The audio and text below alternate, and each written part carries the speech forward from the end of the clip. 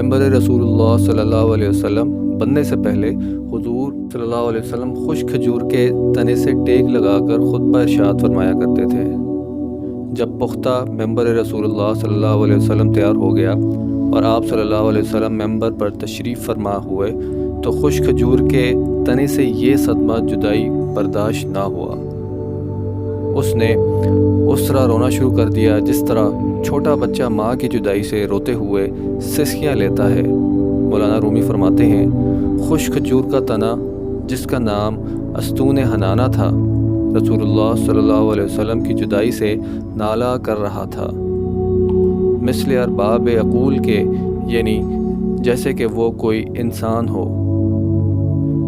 اس آواز گریہ سے اصحاب رسول اللہ صلی اللہ علیہ وسلم تعجب میں پڑ گئے کہ یہ ستون اپنے پورے حجم، طول و عرض سے کس طرح رو رہا ہے۔ آپ صلی اللہ علیہ وسلم نے دریافت کیا، اے ستون تجھے کیا ہوا ہے؟ اس نے عرض کیا، یا رسول اللہ صلی اللہ علیہ وسلم، آپ صلی اللہ علیہ وسلم کی جدائی کا صدمہ مجھ سے برداشت نہیں ہوا۔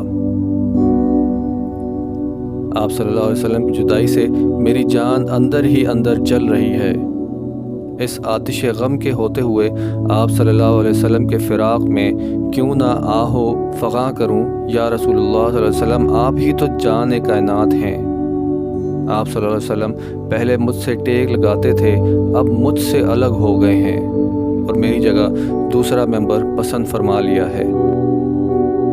حضور انور صلی اللہ علیہ وسلم نے ارشاد فرمایا، اے مبارک ستون، اگر تو چاہتا ہے تو تیرے لیے دعا کروں کہ تو سرسبز اور ثمر آور درخت ہو جائے اور تیرے پھلوں سے ہر شرقی و غربی مستفید ہو، اور کیا تو ہمیشہ کے لیے تر و تازہ ہونا چاہتا ہے، یا تو پھر عالم آخرت میں کچھ چاہتا ہے؟ ستون حنانہ نے کہا، یا رسول اللہ صلی اللہ علیہ وسلم، میں تو دائمی اور ابدی نعمت چاہتا ہوں۔ مولانا رومی فرماتے ہیں، اے غافل، تمہیں اس لکڑی سے سبق لینا چاہیے کہ تم انسان ہو کر دنیائے فانی پر گرویدہ اور آخرت سے روح گرداں ہو رہے ہو، جبکہ استون حنانہ نعمت دائمی کو نعمت فانی پر ترجیح دے رہا ہے۔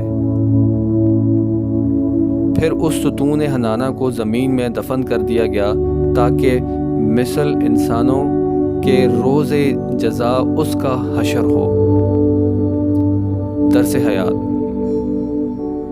اگر کسی کے دل میں حضور صلی اللہ علیہ وسلم کی چاہت و محبت نہیں تو اس کی زندگی بھی بے معنی ہوگی، وہ بد نصیب عالم برزخ اور آخرت میں بھی رحمت الہی سے محروم رہے گا۔